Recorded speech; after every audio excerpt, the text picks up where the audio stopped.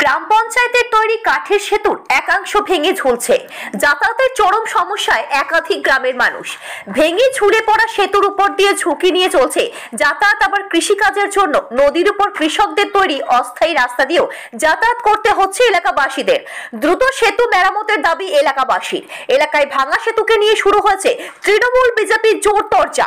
ঘটনা পশ্চিম মেদিনীপুর জেলার চন্দ্রকোনা 2 নম্বর ব্লকের ভগবন্তপুর 1 নম্বর গ্রাম পঞ্চায়েতের ঘোষকিরা গ্রামের শিলাবতী নদীর উপর গ্রাম পঞ্চায়েতের তৈরি কাঠের সেতুটির বেহাল অবস্থা দীর্ঘদিনের। সম্প্রতি এই সেতুর একাংশ ভেঙে ঝুলছে। ভাঙা সেতুর উপর দিয়ে ঝুঁকি নিয়ে চলছে সাইকেল, মোটর সাইকেল। যে কোনো মুহূর্তে ঘটে যেতে পারে দুর্ঘটনা। এই সেতুর উপর দিয়ে যাতায়াত ভগবন্তপুর 1 ও ভগবন্তপুর 2 নম্বর গ্রাম পঞ্চায়েতের 8-10টি গ্রামের বাসিন্দাদের।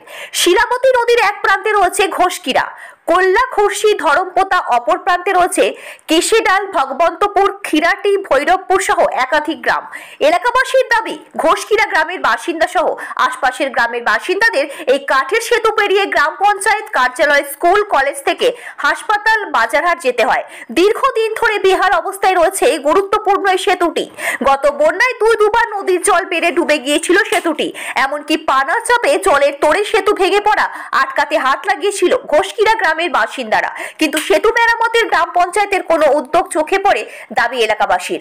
সম্প্রতি সেতুর মাঝ বরাবর ভেঙে পড়ায় যাতায়াতের চরম ভোগান্তির শিকার এলাকাবাসী। মাসখানেক আগে ঘোষকিরা গ্রামের কৃষকরা নিজেদের উদ্যোগে কৃষক কাজ ও কৃষি সামগ্রী নদী পারাপারের জন্য সেতুর লাগোয়া নদী বরাবর বালি ও মাটি দিয়ে অস্থায়ী রাস্তা তৈরি করেছিল। সেতু ভেঙে পড়ায় সেই অস্থায়ী রাস্তা দিয়ে চলছে যাতায়াত। ভগবন্তপুর 1 নম্বর গ্রাম পঞ্চায়েতের ঘোষকিরা ও চৈতন্যপুর 2 এলাকায় শিলাবতী নদীর উপর স্থায়ী কংক্রিট ব্রিজের দাবি দীর্ঘদিনের। সেই 80-র দশক থেকে স্থানীয় প্রশাসন থেকে জেলা ও রাজ্য স্তরে লিখিত আবেদন জানিয়ে আসছে এলাকাবাসী।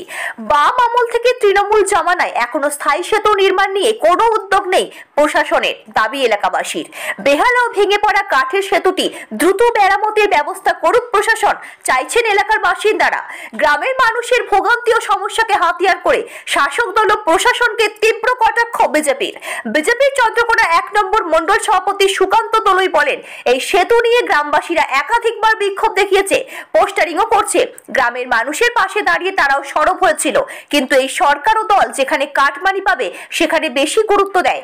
এখন আবাস যোজনা নিয়ে মেতে রয়েছে, কারণ ওখানে কাটমানি পাবে, তাই কাঠের সেতুর মেরামত নিয়ে কারো মাথা ব্যথা নেই। বিজেপিকে পাল্টা আক্রমণ শাসক দল তৃণমূল কংগ্রেসের। তৃণমূলের ভগবন্তপুর 1 নম্বর অঞ্চল সভাপতি আরমান আলী খান বলেন, সারা দেশ জুড়ে বিজেপি যেভাবে কাটমানির শেয়ারকর চালিয়েছে, বিগত নির্বাচনে দেশের মানুষ উত্তর দিয়ে দিয়েছে। 34 বছরের বাম আমল অঞ্চলে একটিও কাঠের ছেড়ে বাঁশের সাঁকো ছিল না। আমাদের সরকারের আমলে জায়গায় সেতু তৈরি করে দেয়া হয়েছে। যে কাঠের সেতু ভেঙে গিয়েছে, গ্রাম পঞ্চায়েত দ্রুত সেটি মেরামত করে দেবে। এ বিষয়ে চন্দ্রকোনা 2 নম্বর ব্লকের বিডিও উৎপল পাইক জানিয়েছেন, গ্রাম পঞ্চায়েতের পক্ষ থেকে সেতুটি মেরামত করবে। ইতিমধ্যে আমরা জেলায় একটি প্রপোজাল চিঠি পাঠিয়েছি। ওই এলাকায় শিলাবতী ও কেটিয়াখালীর উপর 2টি আরসিসি ব্রিজ তৈরির প্রপোজাল জেলা থেকে আমাদের চিঠি করা হয়েছে। আবাসের কাজটা মিটলেই আমরা স্থায়ী ব্রিজ তৈরির সার্ভের কাজটা শুরু করে দেব। পশ্চিম মেদিনীপুর থেকে শান্তনু বর্ধনের রিপোর্ট, ওয়ার্ল্ড চৌধুরী টিভি। দিন ধরে এরকম বেহাল অবস্থা ওই বন্যা থেকে মানে মেরামতের কোনো উদ্যোগ নেই। কতগুলো গ্রামের মানুষজন যাতায়াত করে পড়লে? ওই তো 5টা গ্রামের মানুষ। ওই তোমার ঘোষকিরে আর শীর্ষে ধরমপাতা, তারপরে তোমার কল্লা, তারপরে ওই ফাটবেড়ে করে ওইগুলো ওইদিকে তো যাতায়াত করে। আর এইদিকে বেশিরভাগ তো স্কুলের ছেনাগুলো যাতায়াত করে, খুব সমস্যা হয়। মানে এইভাবে যে যাতায়াত করছেন খুব তো রিস্ক। ওই তো মোটরসাইকেল সব নিচের দিকে যাচ্ছে। আর এই তো রাতভর যদি কারো যদি অসুস্থ হয় শারীরিক, তাহলে কিভাবে যাতায়াত করবে? তো এখান থেকে গাড়ি আসবে, এসে গাড়ি নিয়ে মোটরসাইকেল এসে এই পথ ছাড়া হবে না। মানে এই তো পোল দিকে তো হাঁটাচলা করতে তো খুব রিস্ক ভয়। তাহলে অন্য ঘুরপথের রাস্তা রয়েছে না? এবারে সেই পলাশচাবড়ি হয়ে যেতে হবে, অনেকটা ঘুরপথে। এটা তো শিলাবতী নদী। এটা শিলাবতী। ওই পাড়ে তো রয়েছে 1 নম্বর গ্রাম পঞ্চায়েত, এদিকে তো 2 নম্বর ভৈরবপুর 2 নম্বর, আর এদিকে 1 নম্বর, কৃষ্ণপুর 1 নম্বর, ভৈরবপুর 2 নম্বর। মানে 2টা গ্রাম পঞ্চায়েতের মধ্যে সংযোগ এটা। প্রশাসন মেরামতের উদ্যোগ নেয়নি। না। বেহাল ঘোষকিরার যে কাঠের পোল, সেই কাঠের পোল আজকে বেহাল অবস্থা হয়নি, দীর্ঘদিন যাবত ওই পোলটা বেহাল অবস্থায় রয়েছে। আমরা গ্রামবাসী সহ আমরা বারে পঞ্চায়েত থেকে শুরু করে ব্লক প্রশাসন সবারই দ্বারস্থ হয়েছি পোলটা সারানোর জন্য, কিন্তু কেউ কোনো আমল দেয়নি।